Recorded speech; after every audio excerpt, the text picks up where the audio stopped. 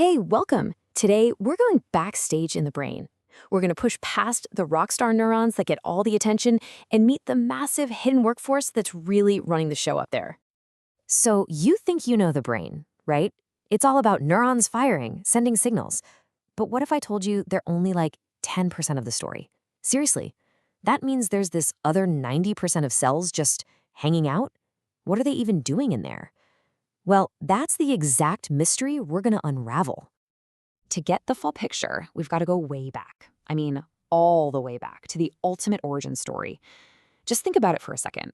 How in the world do you build the most complex object in the known universe from just one single cell? The hero of this story? The stem cell. And this cell has two just mind-blowing superpowers. First, it can make perfect copies of itself. That's called self-renewal. And second, it can transform into all these other super specialized cells. And the coolest part? It often does both at the exact same time through this amazing trick called asymmetric division. It creates one copy to stay a stem cell and another one that's ready to go off and find its destiny. But not all stem cells have the same level of power. It's kind of like a journey from being a master key that can open any door to becoming a very specific key for just one lock. It all starts with the zygote, that first cell. It's totipotent, which is just incredible. It means it has the potential to become an entire person. But as we develop, the cells get more specialized. They become pluripotent, then multipotent, and finally unipotent. With each step, they lose some of that jack-of-all-trades ability, but they become a true expert at just one thing, like being a neuron or a skin cell. All right, so we've got the blueprint, we've got the master cells. Now it's time for construction. And this happens fast. In just the first few weeks of development, one of the earliest layers of cells, called the ectoderm, this is the same layer that makes our skin, by the way, gets handed maybe the most important job in the universe, building the entire nervous system. And what happens next is nothing short of architectural genius. Seriously. Around week 3, you've got this flat sheet of cells called the neural plate. Then, by week 4, it does this amazing cellular origami. It literally folds in on itself, zips up, and becomes the neural tube. And that simple little tube, that's the beginning of your entire brain and spinal cord. Everything comes from that. Okay, so the wiring is going in, the neurons are forming, but think about it. What good are wires without electricity, insulation, or a maintenance crew? They're useless, right?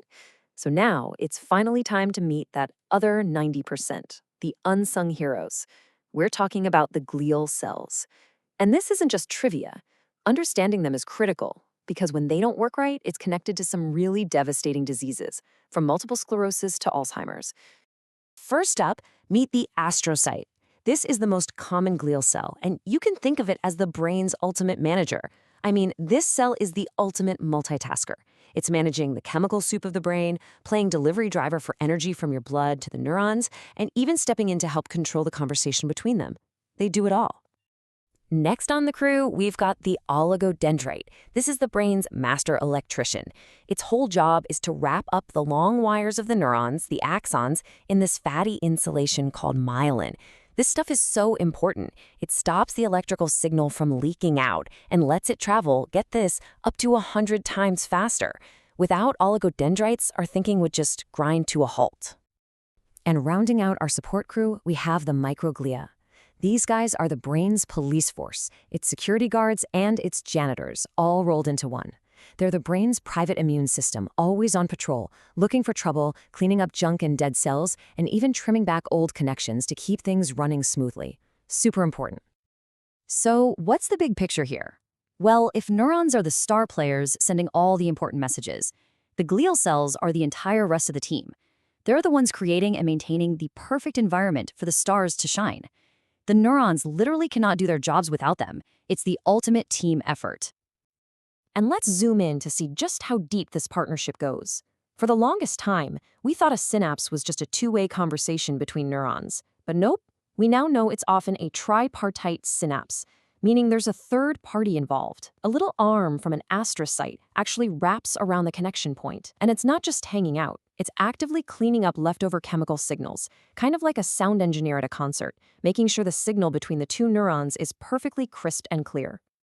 So this incredible city gets built. All this wiring, all this support.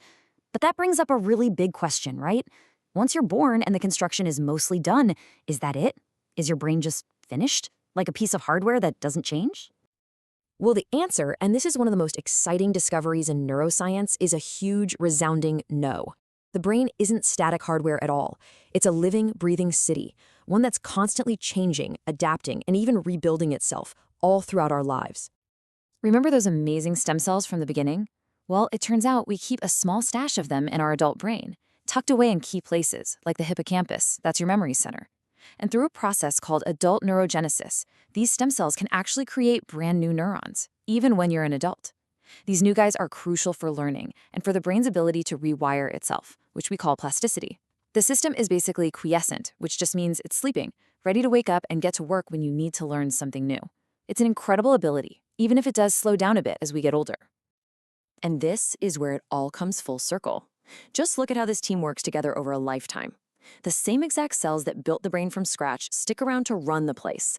The stem cells go from being the master architects to being on-call repair specialists. The astrocytes switch from being construction foremen to being the day-to-day city managers. And the microglia, they go from pruning back the initial build to being the full-time security and sanitation crew. It's amazing. So, if there's one thing to take away from all this, it's this. Stop thinking of your brain like a computer. It's not static hardware. It's a living city, a bustling, collaborative ecosystem where the real MVPs, the true unsung heroes, are the glial cells and the stem cells, working 24/7 to make sure you can think, feel, and learn. So, we've finally met the hidden 90%. We know now they're not just brain glue, they are active, essential partners in literally everything our brain does. And that just leaves us with one final exciting question to ponder. Now that we know they're there, what else is this incredible, powerful workforce capable of unlocking inside our own heads?